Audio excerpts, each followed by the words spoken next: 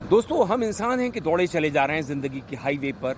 रिश्तों की अहमियत को कहीं पीछे छोड़ दिया है हमने। लेकिन जानवर अभी भी समझते हैं कि रिश्तों की अहमियत और प्यार करना क्या होता है।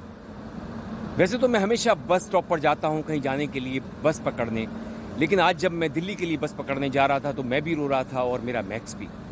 मुझे अभी फ़ोन आया कि मैक्स लगातार बेचैन है, रोए जा रहा है। मेरे एक पड़ोसी ने बताया। तो मुझे ये ख़्याल आया कि हम इंसान जिस रिश्ते को भूल चुके हैं और जानवर अभी भी याद रख रहे हैं।